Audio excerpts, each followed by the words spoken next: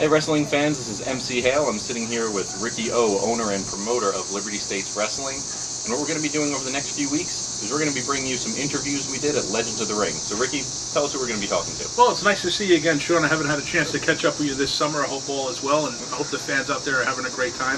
But we're back in full swing right now.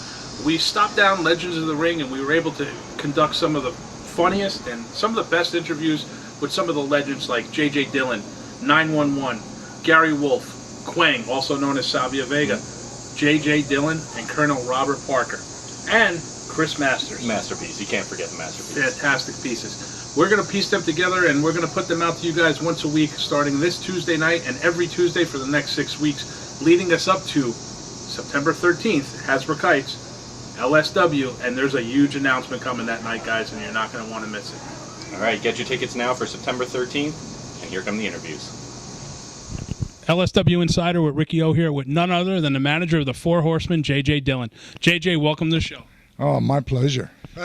Leader of the Four Horsemen. Leader, I'm sorry. Distinction. I have to say, my favorite wrestling book that I've ever read was your book.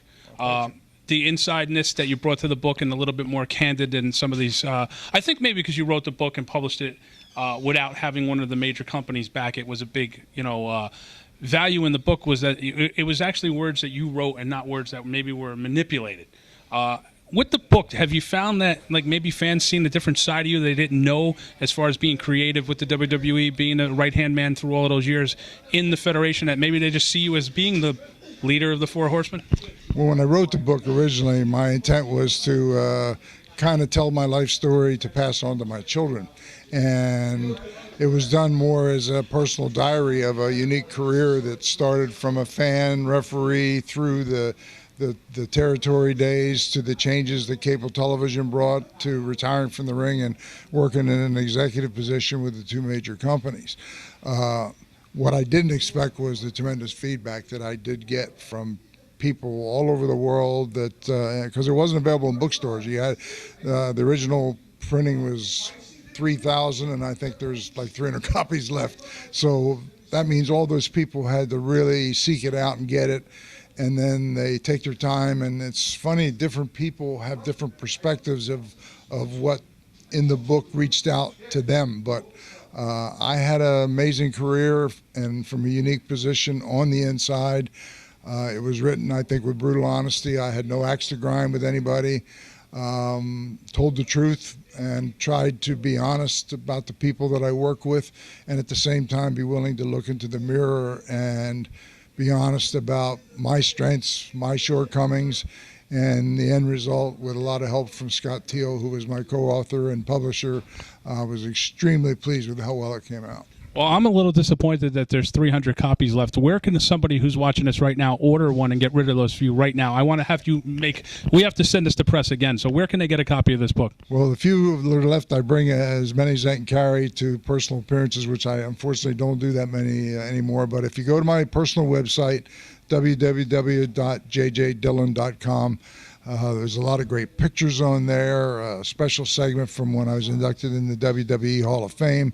But the book is at the top, and you can go there and check out the book rather than go into a whole thing about what's in there. And there's the chapter headings and everything. But go to the comments section of people that have read it and see their feedback. And if you order it through the mail, which is the only way you can get it, it started as something I was going to do the first year, but I've continued throughout that I sign every copy, and if you want it personalized or if it's a gift for somebody for a holiday or special occasion, I'll personalize it, and I mail them all out myself. I can't beat that offer, guys. He's going to personally sign the book for you. Real quick question. One of the things I've asked everybody here today, and it's a little bit of a pet peeve for me, is I grew up on the territories. I'm a 42-year-old man.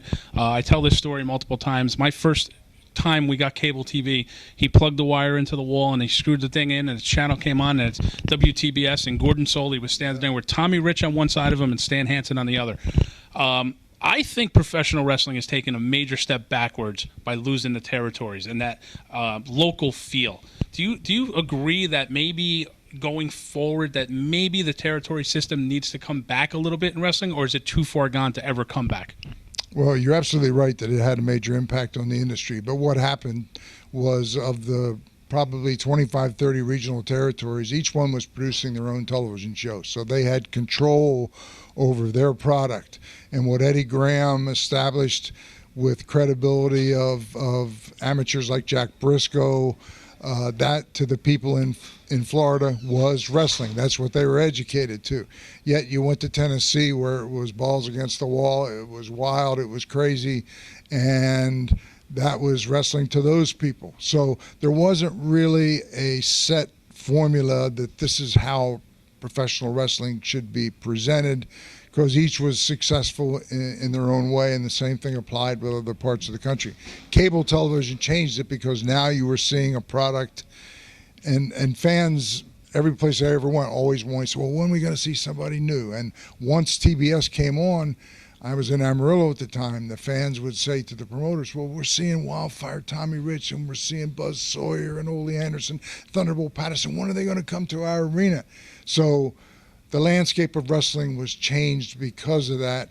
It was impossible for the territories as we knew them producing and controlling their own product. Unfortunately, that changed forever, and we'll never go back to that. You don't think it's too far gone? Yeah, it's just the landscape has changed dramatically.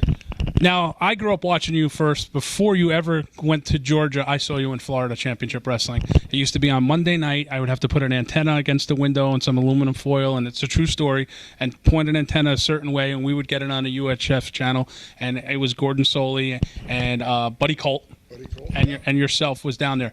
And then you evolved into Georgia. What was your favorite territory, and who was your favorite guy to manage other than the Four Horsemen? Like pre-Horseman days, who was your favorite to be in the corner of? You know, I've been asked that question a couple times recently, and it's hard to single out one guy because I wrestled and actually managed some of the greats from Moondog Maine to Kendo Nagasaki to Big John Studd to the Spoiler, the Don Jardine. There's that famous magazine cover where you're laying in the Spoiler's arms, and you're very bloody, and the Spoiler's. That was one of the. I'll tell you, I was a huge fan growing up. I always always liked you with Tully Blanchard right before the Horsemen evolved. I always thought it was that may have been the best that you ever were before the Horsemen. We had great chemistry. He's never given his true due for as great a performer as he is. You know, I knew his father and wrestled for his father, and knew Tully from when he came fresh out of West Texas State. So Tully, in my mind, is a bona fide Hall of Famer, and hopefully someday he gets that recognition. Well, I know this gentleman right here is a Hall of Famer, and I can't tell you how pleased it is for me to spend this 5 minutes with you. And JJ, thank you so much, and God bless. Thank you very much. Ladies and gentlemen, back with another edition of LSW Insider. We're here with the bad man, Tough Enough winner, Big Andy. What's up? Hey, what's going on? Glad to have you. One of the questions I wanted to ask you for a while, since it's the first time I'm meeting you, how was training under the guy who was my mentor in the business, Billy DeMont?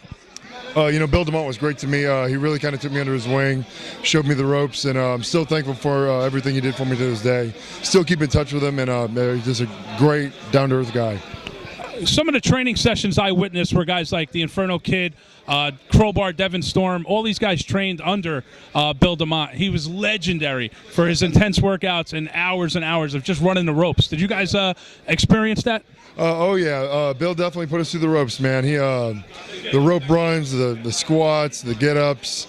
He definitely was an old school drill sergeant, man. You know what? I really appreciate that, because it's things that he put us through really have carried me on to today.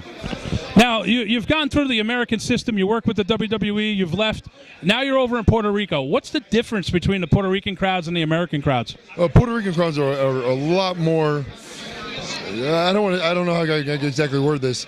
They're a lot more passionate, a lot more into it. They take it wrestling very seriously, which I really appreciate. I mean, as a wrestler, and man, don't ever get too close to the guardrail, because before you know it, you'll have a beer bottle cracked against your head, which have happened multiple times down there. Well, it's better a beer bottle than piss, which is some of the stories I've heard from guys down there with the piss and the batteries. If someone hits me with a bottle of piss, it's on. It's on. It's on. Bad man's gonna get back. Someone's getting thrown outside. So beer bottle I can handle. This is a huge convention today in Monroe, New Jersey. Is this the first convention of this type that you're doing? Yep, this is my first convention here. It's been great. The fans have been totally awesome.